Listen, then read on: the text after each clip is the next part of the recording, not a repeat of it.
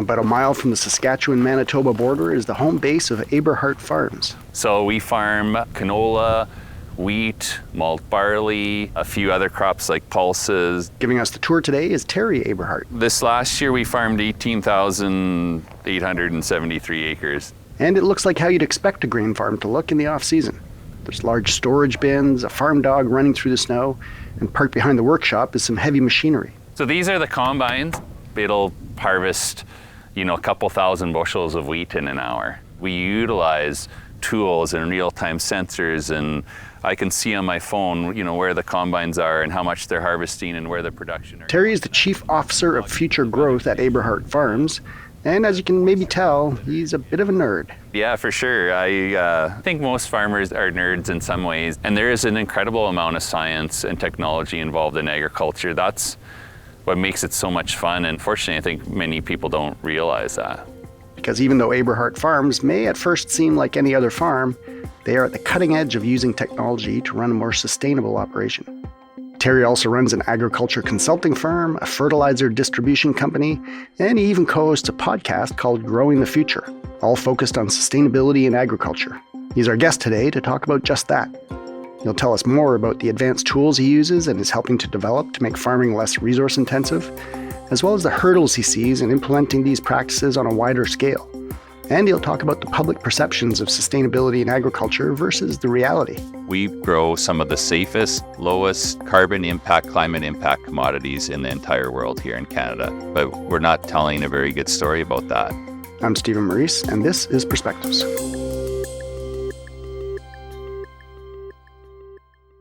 All right, Terry, thanks a lot for taking the time to join us. Really appreciate it. Really glad to be here. So we heard you give a little tour in the intro there, but maybe you can start by telling us a bit more about your farm. Yeah, Aberhart Farms is kind of the core or the hub of all the businesses that we work with, and we try to be quite progressive in how we utilize technology, precision farming, our business mindset and planning. Like many farms, it is a family farm. Started in 1967 with my grandpa and grandma moving here. I live in the house that I grew up in. I kicked my mom and dad off the farm. They moved to Russell, and that's where we are now. And it sounds like, my son might be kicking us out at some point in the future. So he thinks he might be taking over the ship in the future. We'll see what happens. But yeah, it's a family-owned farm. We became partners with my mom and dad in 2000, and now they're kind of been transitioned out. They're still part of the leadership and the overall direction of the farm, but we are incorporated. We run the business as a corporation, but it's family based, and that's one of the core values of our business is family first. And our kind of why or purpose of the farm is growing our future. So what that means for us is just making things better, looking how to utilize technology and science to continually improve. And there's no other industry, I believe, more than agriculture that's more concerned about the next generations and passing that on and doing things in the best way to preserve that for future generations. So that's a lot of our focus as well. Right. So let's get into that a little bit. I mean, the word sustainability is tossed around all over the place in agriculture and everywhere else. So how do you define sustainability? What does it mean for you from a family farm perspective or an agriculture perspective more broadly? Yeah, sustainability is a very well-used word and term, and I think there's a lot of definitions around it. But in my opinion, sustainability is about that continual improvement, ensuring that something is sustainable for the long term, and not only sustainable, but continually improving. And that should encompass a lot of factors. So when we think about the farm and the family, it's got to be about the soil. The soil is the basis of everything that we do. And so if we destroy our soils, it takes 10,000 years to build a soil. Mm-hmm. I hope to have a lot of time in life, but not that much time. A business also can't be sustainable if it's not profitable. And right. I think that's something that gets lost. And it doesn't matter whether it's a farm or you're making Pepsi. You need to also have profits in order to sustain and to grow and to invest back in the business. So for us, it's really about looking at what do we need to do today in order to be successful and profitable and reinvest? What can we learn to continually improve? And how can we find ways as agriculture specifically to help solve some of those world problems and issues? And recently I was reading a report about how the opportunity for agriculture through practices and how they implement what we grow, we can be about 34% of the solution of some of the things that need to be solved with climate change and carbon and stuff like that. So I think that we have a great opportunity in agriculture to help. Right. So what has that meant sort of in practice on your own farm? How have your processes changed or evolved as you made a decision, I guess, to try and be more sustainable? Yeah, there's a few different areas. Really, it starts by measuring, right? You can't manage what you don't measure. And so we soil test our fields every year. We break our fields into different management zones through precision farming, and we try to apply only what is needed in those areas. And so things like implementing precision agriculture programs, we reduce many times the overall amount of input that we need, and we increase the output because we're putting those things where they're going to get the most value or most return. So fertilizer, we create improvements there, and we track that year over year. We can track, are we improving organic matter, or are we mining it? Are we improving phosphorus levels, or are we mining it? Other things like chemical and fungicide use, we look at ways where we can take images of the field and identify the best parts of the field we know will have a good response to a fungicide application. There's also other areas of the field that are poor or won't get a benefit from that. We've proved that through research. So why would we apply something that we're not getting a benefit of? And I think at times, agriculture can be painted as the bad guy in some of these situations, but the reality is no farm wants to spend any more money on inputs than they need to. And fertilizer for a farm is like food for your family. So we're looking at how do we use better food to feed our crops. One of the examples of that is all crops need sulfur. And so we use an elemental sulfur fertilizer that we distribute through our Aberhart Ag Solutions company called Biosol, which is compost mixed with base pad elemental sulfur. And so the manufacturer's taking what used to be a waste stream that would go into a landfill and combining them together into a circular economy, sustainable product that we can put back onto the crop to grow that food again. So there's things like that. We're looking at what inputs can we use that have a more positive impact for the environment.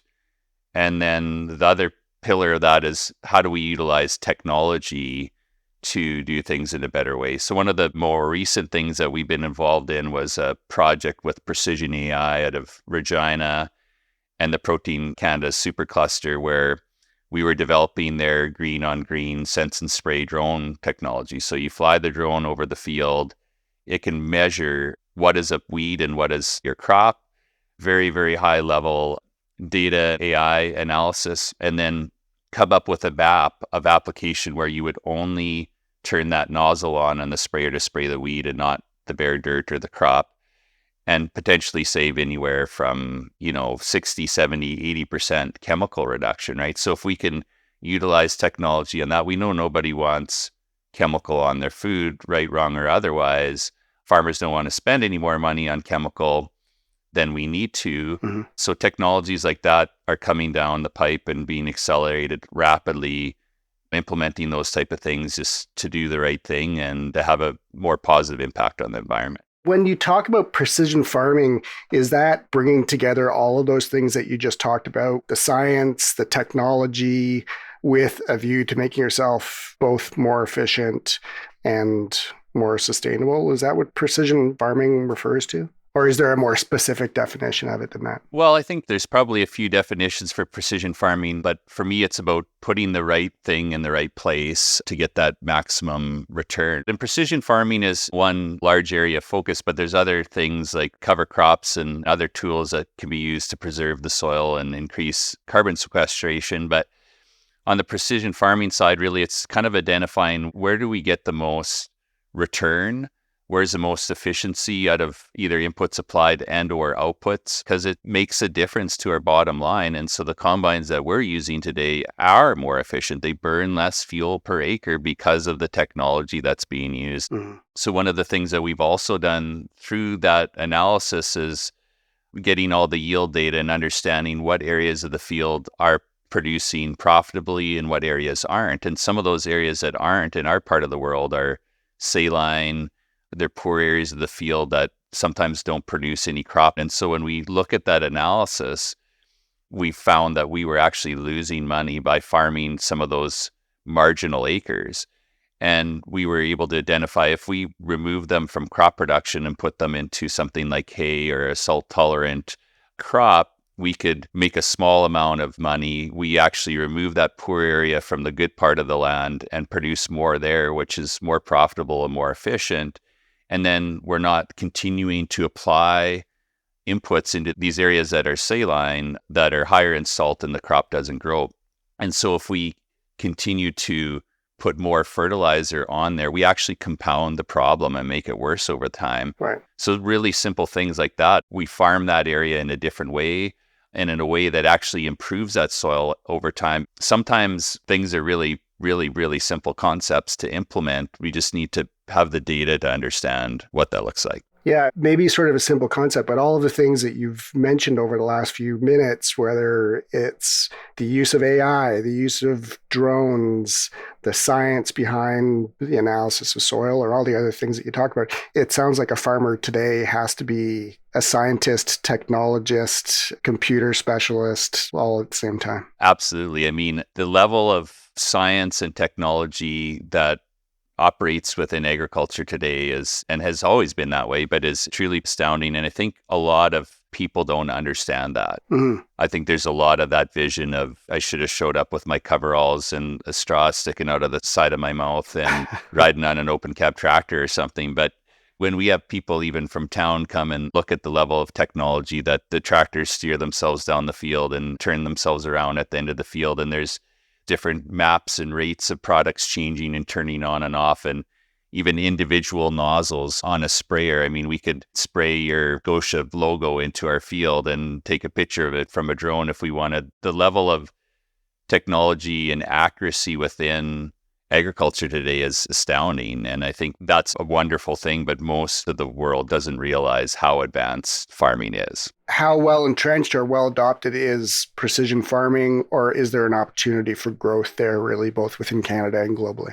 Yeah, there's huge opportunity for growth. I mean, I wouldn't know exactly the stats on the adoption of precision ag, but it's probably somewhere between 10 and 20 or 25% of farms. A lot of the more progressive farms are implementing that at a higher rate, and a lot of those farms do make up probably a little bit a larger part of the production. But even something as simple as soil testing every year, I think, is only done by 15 or 20% of farms, which is really hard to believe, Really? from my agronomic background in a sense. But there's much more work and opportunity to do.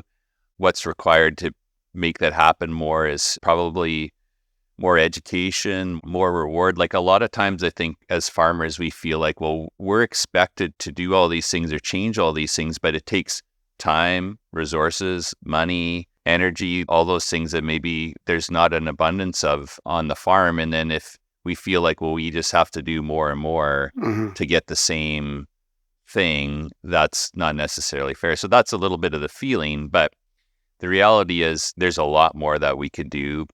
Most farms are very, very intelligent, savvy. We're smart people. And if you show a farmer a business case around implementing this and why it's better and what the result will be, they'll do it if they can see that. So part of it is us as farmers sharing that with each other, sharing our knowledge to lift all boats. Right. In terms of that difference between the perception that non-farming people or urban people might have versus the reality of what you do, what are people missing? What are they getting wrong about what the agriculture sector is doing in the sustainability space? I think some of what's missing is just that understanding. I mean, the reality is 2% of the population or something like that is directly involved in agricultural production, right? So there's a large disconnect there.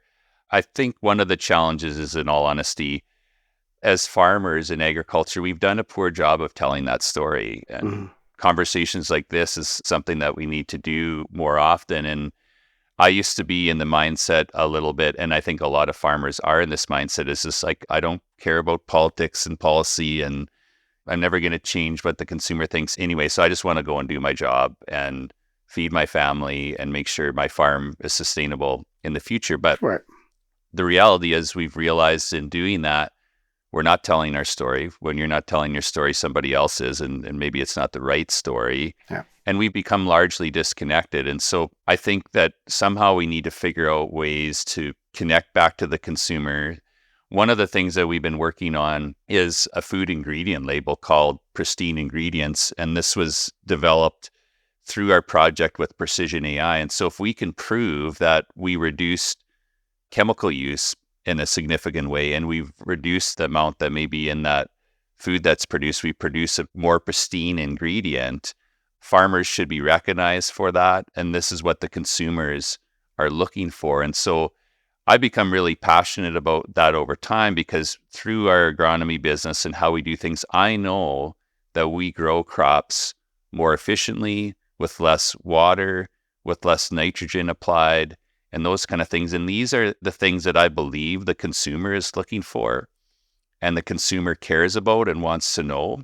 And everyone's trying to solve this problem, but there hasn't been a clear conduit to connect to that consumer and show them that this was done in a better way, or in a way that's moving things forward. And so we're looking at, how do we create climate smart commodity tracking? How do we baseline where a farm is at today and drive continual improvements over time? And so we did some analysis on a couple crops that we grew on our own farm, and they were both canola crops seeded at the same time. One was on land that we've been managing for a long time in the way that we do things with all the technology and the science. Another was on new land that we took on that hadn't been farmed with those methods. And of course, the land that had been farmed with these methods produced more grain. When we boil it down to the amount of nitrogen applied, it was 40% less nitrogen applied per unit of output. Huh. It had half the chemical load per unit of output, because it only needed to be sprayed once, because the crop was healthier and cleaner and was growing better and things like that. And it used 20% less water. Those things should matter. And that's just from difference in management practices. And so we need to do a better job of sharing that there are other practices that are very beneficial and are more efficient and are helping achieve the things that we need to achieve to curb climate change and be sustainable and meet those consumer demands, and ensure that the food that they feed their families has been grown in the best way possible. Right. We grow some of the safest, lowest carbon impact, climate impact commodities in the entire world here in Canada. But we're not telling a very good story about that. And what about within the industry? When you talk about sustainability, is that met with enthusiasm or people rolling their eyes, or? Yeah, there's probably a large range there. But I would say, generally speaking, every farm, every ag producer is very passionate about the sustainability of their operations long term. I guess, again, it comes back to the culture. I can guarantee you every farmer thinks about passing that down to the next generation. Anything that we can do to improve our crops, improve our soils, improve our production. There's nobody else that's more connected to the land either. I go out every day when I have time and I walk in our pasture and I scout fields in the summertime. Like, we have a clear direction and connection to the land and the environment, more so probably than anybody. So I think, yeah, the answer is people generally really care. I think we also at times get frustrated by what those definitions mean. We're all still trying to figure out carbon and how do we measure it and how do we make a difference. But there is other things like water use, nitrogen use, amount of chemical applied that are clear and measurable, and we can benchmark and improve today to move forward. So yeah, I think it matters. I think we're still all figuring out how to clearly define that and move things forward for the greater good. Right. So earlier this year, you took part in some roundtable discussions that Scotiabank hosted with agriculture clients from across the country, trying to better understand the sustainability challenges that agriculture producers face. And I know you shared some insights of your own for a report that was published recently. Can you maybe talk a little bit about some of the hurdles that you've faced or that you think the sector faces when trying to implement sustainable practices on your farm? Some of the challenges are just time and resources and support. I mean, farmers are busy people with lots on the go, right? And so sometimes there needs to be an incentive to move forward. A lot of these things in the long run are more profitable and better for the farm, but a farmer needs to see that and understand that before he's going to take the time and effort to implement something. So there's always those people on the leading edge or bleeding edge that kind of take all the pain to figure it out. Right. But a lot of times it's having the right resources, the coaching, the agronomists, or the tools to implement some of these things. Some of the challenges are, does that make sense? I mean, there's been lots of talk around the fertilizer reduction targets. What I see is something, it gets back to the other things that we talked about, but we need to somehow start working all together for the greater good. When things feel like they're, say, pushed down through regulation onto the farm, normally there's quite a bit of resistance to that. Maybe it's the great thing, but farms come from a very rugged individualism. Like we came over here and got a little chunk of land and built a sod house and started farming and surviving, right? Where we come from a culture that's not really in tune with being told what to do, in a sense. Right. But that being said, we need to get more involved and have more conversations and converge these different industries and objectives together so we can be part of developing those solutions. And then that's part of what we're trying to figure out is how do we help be part of building those things. I think those are some of the challenges that we got to figure out. There's a few things that all of us share in common. We all put food into our bodies. Doesn't matter where you live or what you do or where you're from, you all put food into your bodies. Otherwise, we wouldn't survive. Mm-hmm. We all probably care about the quality and the safety of that food that's going into our bodies. And we all care about the sustainability and the health of the planet. That's the reality. Mm-hmm. And I think there's some really passionate, smart people out there that are trying to find ways to connect, to tell the story and come up with solutions that can help move us all forward. Right. Just a couple more questions for you, Terry. It sounds like running a farm, it's always a challenging enterprise to be involved in, lots of long hours and long days. When you add in the challenges of trying to do that sustainably, does it make it doubly hard, or is it just different? Yeah, I don't feel that it makes it twice as hard. And I don't know if it adds that much additional challenge. Mm-hmm. The challenges on the farm today is to continue to keep up to the pace of change, to be able to learn as fast as you can and fail as fast as you can. And for us, we really focus on creating an environment where we have people that really care about the business that we're doing, and we want to be able to support them and their families. I think that people are what makes the world go around and our most valuable resource. And so that's something that we really focus on.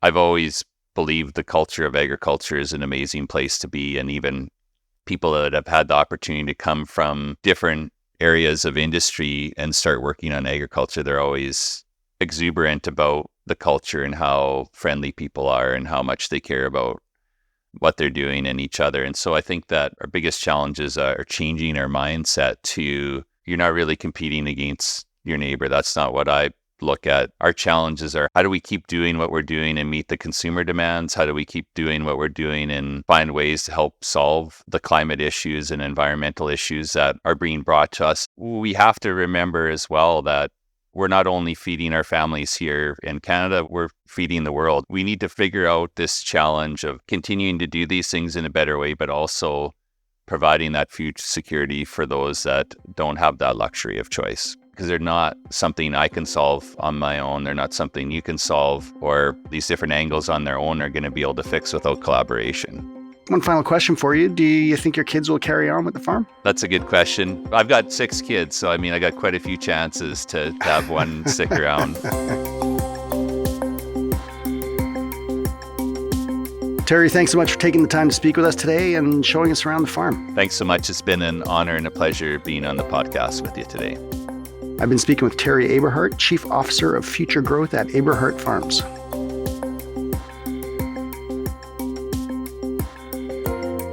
Perspectives podcast is made by me, Stephen Maurice, as well as Armina Lagaya and our producer, Andrew Norton.